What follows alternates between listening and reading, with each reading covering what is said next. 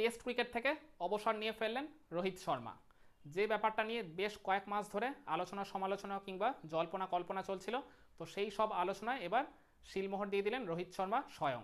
গতকাল নিজের social media হ্যান্ডেলে একটা পোস্ট দিয়ে তিনি টেস্ট ক্রিকেট থেকে নিজের অবসর ঘোষণার সিদ্ধান্তের কথাটা জানিয়ে দিয়েছেন। তো রোহিত শর্মার এই সিদ্ধান্তের কথা জেনে অনেকে হয়তো এবার বিসিসিআই মানে ভারতীয় ক্রিকেট বোর্ড কিংবা ভারতের কোচিং প্যানেল বা পার্টিকুলারলি গৌতম গম্ভীরকে হয়তো দোষারোপ করতে পারেন, বলতে পারেন যে তাদের জোড়াজুড়িতেই হয়তো রোহিত শর্মা মানে অনিচ্ছা সত্ত্বেও টেস্ট ক্রিকেট থেকে অবসর ঘোষণার সিদ্ধান্ত নিয়েছেন। কিন্তু আমার কাছে মানে সামগ্রিকভাবে বিষয়টা কিন্তু একেবারেই সেরকম মনে হয় না। দেখুন, রোহিত শর্মা এমনিতে 38 বছর বয়স হয়ে গেছে। মানে ভারতের এর পরে টেস্ট সিরিজ রয়েছে এই আইপিএলের পরেই জুন মাসে ইংল্যান্ডের এগেনস্টে, ওই আর কি নতুন টেস্ট চ্যাম্পিয়নশিপের সাইকেল ওই জায়গা থেকেই শুরু হচ্ছে, যেটা শেষ হবে 2027-এ গিয়ে। তখন রোহিত শর্মার বয়স হয়ে যাবে অলরেডি 40+। আর রোহিত শর্মার লাস্ট কয়েক মাস ধরে মানে টেস্ট ক্রিকেটে তার ব্যাটিং ফর্মের যা ভয়াবহ অবস্থা, এছাড়া মানে ব্যাটিংয়ে তিনি পারফর্ম করতে পারছেন না বলে ক্যাপ্টেন্সিটাও তিনি একদমই ঠিকঠাকভাবে আপ টু দ্য মার্ক আর কি ডেলিভার করতে পারছিলেন না অন দ্য ফিল্ড, যে কারণে দেখা যাচ্ছিল বিরাট কোহলির উপর তিনি বেশ কিছুটা আর কি নির্ভরশীল হয়ে পড়েছিলেন ওই বর্ডার গাভাস্কার ট্রফি চলাকালীন। তো সব কিছু মিলিয়ে রোহিত শর্মা আগামী 2 বছরের মধ্যে যে টেস্ট ক্রিকেটে আবার মানে দারুণ একটা প্রত্যাবর্তন করবেন, ব্যাট হাতে যে ওই জায়গায় ঝুড়ি ঝুড়ি রান করে দলের জন্য কন্ট্রিবিউট করবেন, আবার দারুণ ক্যাপ্টেন্সিও করবেন, এটার কিন্তু কোনো গ্যারেন্টি নেই।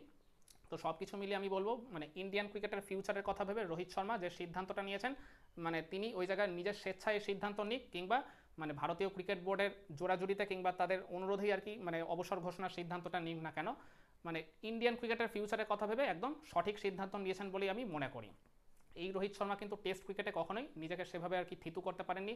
মানে ওডিআই ক্রিকেটে কিংবা টি20 ক্রিকেটে মানে সাদা বলের ক্রিকেটে তিনি নিজের জাতটা যেভাবে চিনিয়েছেন, বারংবার নিজেকে যেভাবে আর কি প্রমাণ করেছেন, লাল বলের ক্রিকেটে তিনি নিজের নামের প্রতি সেভাবে কখনোই সুবিচার করতে পারেননি। যে কারণে 2013 সালে টেস্ট ডেবিউ হলেও 2019 সাল পর্যন্ত তার টেস্ট ক্যারিয়ারের প্রথম 6 বছরে তিনি মানে দলে জাস্ট ওই আসা যাওয়ার মধ্যে ছিলেন। বারংবার তিনি টিমে আসতেন, আবার খারাপ পারফরমেন্সের কারণে দল থেকে বাদ পড়তেন। কিন্তু 2019 সালে মানে তাকে যখন ওই টেস্ট ওপেনার হিসেবে খেলানো হলো, ওই জায়গায় আমার মনে আছে সাউথ আফ্রিকার এগেনস্টে একটা টেস্ট সিরিজে ব্যাক টু ব্যাক তিনি 2টা সেঞ্চুরি করেছিলেন, তার মধ্যে একটা আবার ডাবল সেঞ্চুরিও ছিল। সেই জায়গা থেকে আর কি বলতে গেলে রোহিত শর্মা টেস্ট ক্রিকেটে কিছুটা নিজেকে থিতু করতে পেরেছিলেন। আর এরপর 2021 সালের শেষের দিকে বিরাট কোহলি যখন টেস্ট ক্যাপ্টেন্সি থেকে স্টেপ ডাউন করেছিলেন, তারপর তো রোহিত শর্মাকে মানে অফিসিয়ালি 3 ফরম্যাটের ক্যাপ্টেন করে দেওয়া হয়েছিল, যে কারণে মানে ক্যাপ্টেনকে তো আর দল থেকে বাদ দেওয়া যায় না। তো লাস্ট কয়েক বছরে রোহিত শর্মা সেই কারণে টেস্ট ক্রিকেটে নিজেকে থিতু করতে পারলেও মানে ওই তার ব্যাটিংয়ে পারফরমেন্স বা তার ওই ব্যাটিংয়ের ধারাবাহিকতা সেটা কিন্তু একেবারেই আপ টু দ্য মার্ক ছিল না। তো যে কারণে রোহিত শর্মা কিন্তু মানে এর আগের বছরে ওই মানে যে ভারত যে মরশুমটা আর কি শুরু করেছিল ঘরের মাঠে টেস্ট সিরিজটা দিয়ে, প্রথমে বাংলাদেশ আর নিউজিল্যান্ডের এগেনস্টে এই 2টা টেস্ট সিরিজ খেলেছিল। এই 2 সিরিজে রোহিত শর্মার ব্যাট হাতে কিন্তু পারফরমেন্স একেবারেই ভালো ছিল না। তার উপর নিউজিল্যান্ডের এগেনস্টে ভারত তো সিরিজটাই একটি হোয়াইট ওয়াশ হয়ে গেছিল। দীর্ঘ 12 বছর পর রোহিত শর্মার নেতৃত্বে ভারত ঘরের মাঠে কোনো প্রতিপক্ষের বিরুদ্ধে আর কি টেস্ট সিরিজও হারলো, আবার হোয়াইট ওয়াশ হয়ে। আর এরপর মানে সর্বশেষ সংযোজন ওই বর্ডার গাভাস্কার ট্রফি, যেখানে প্রথম টেস্টটা রোহিত শর্মা খেলতে পারেননি, কিন্তু ভারত আবার ওই প্রথম টেস্টটা জিতে গেছিল। এর পরের 3 টেস্টটা তিনি খেললেন, নেতৃত্ব দিলেন, আর ভারত ওই জায়গায় মানে মানে গোহারা হেরে গেছিল। তো যে কারণে রোহিত শর্মাকে কিন্তু ওই সিডনি টেস্ট মানে ওই সিরিজের লাস্ট টেস্ট থেকে আর কি ড্রপ হতে হয়েছিল। অনেকে বলেন যে রোহিত শর্মা স্বেচ্ছায় সরে দাঁড়িয়েছেন, কিন্তু আমার সেটা একেবারেই মনে হয় না। মানে ওই টেস্ট ম্যাচটা যেহেতু ভারতের একবারে মরণ বাছন ম্যাচ ছিল ওই টেস্ট চ্যাম্পিয়নশিপ ফাইনালে কোয়ালিফাই করার ব্যাপারে, সেই কারণে মানে রোহিত শর্মাকে আর কি ভারতীয় টিম ম্যানেজমেন্টের যৌথ সিদ্ধান্তেই বাদ দেওয়া হয়েছিল, যে কারণে জাসপ্রীত বুমরাহ আর কি নেতৃত্ব দিয়েছিলেন, কিন্তু আনফর্চুনেটলি ভারত ওই ম্যাচটাও জিততে পারেনি।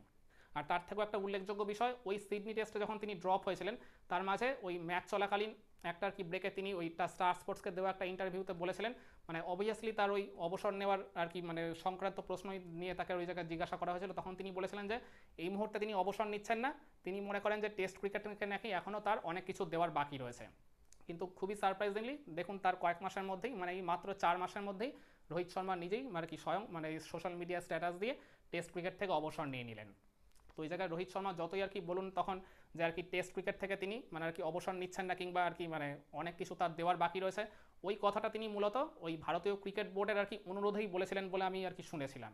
কারণ ওই মানে বর্ডার গাভাস্কার ট্রফি চলাকালীন ভারতের আরেক সিনিয়র ক্রিকেটার রবিচন্দ্রন আশ্বিন কিন্তু অবসর নিয়ে নিয়েছিলেন ওই ব্রিসবেন টেস্টের পর।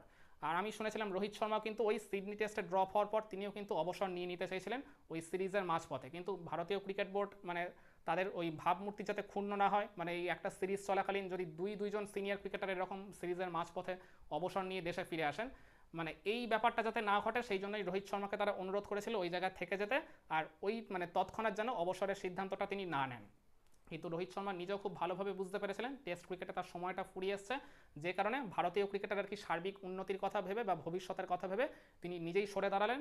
তো রোহিত শর্মা যে এখন টেস্ট ক্রিকেট থেকে সরে দাঁড়ালেন, মানে ভারতীয় ক্রিকেট বোর্ডকে এখন মানে দুইটা পদের জন্য আর কি নতুন ক্রিকেটার খুঁজতে হবে, একটা টেস্ট ওপেনার আর একটা হচ্ছে ভারতের নতুন টেস্ট ক্যাপ্টেন।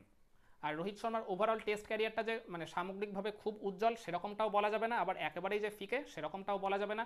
67টা টেস্ট তিনি খেলে মোট রান করেছেন 4301, তার ব্যাটিং গড় 40.58, খুব একটা খারাপ না হলেও মানে তার সেঞ্চুরিও আছে ওই জায়গায় 12টা, হাফ সেঞ্চুরি আছে 18টা, আর তার একটাই ডাবল সেঞ্চুরি রয়েছে, ওই যে বললাম সাউথ আফ্রিকার এগেনস্টে রাঁচি টেস্টে তিনি 212 রানের একটা ফ্যান্টাস্টিক নক খেলেছিলেন।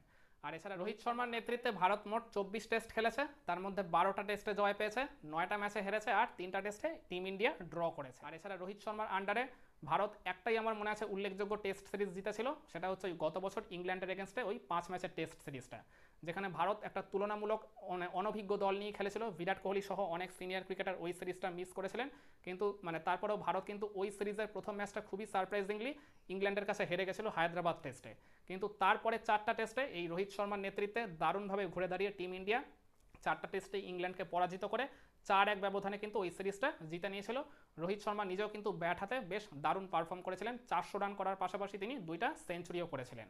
কিন্তু ওই বছরের শেষের দিকে তার পরের সিরিজ থেকেই ওই বাংলাদেশের এগেনস্টে আর নিউজিল্যান্ডের এগেনস্টে এই 2টা সিরিজ থেকে ব্যাট হাতে তার পারফরমেন্সের গ্রাফটা যে ক্রমাগত পড়তির দিকে গেল, তারপরেই এই মানে তার টেস্ট ক্রিকেটের জায়গা নিয়ে মানে যথেষ্ট আর কি কাটাছেড়া হতে শুরু করলো, প্রশ্ন উঠতে শুরু করলো, আর যা সর্বশেষ সংযোজন ওই বর্ডার গাভাস্কার ট্রফি ছিল।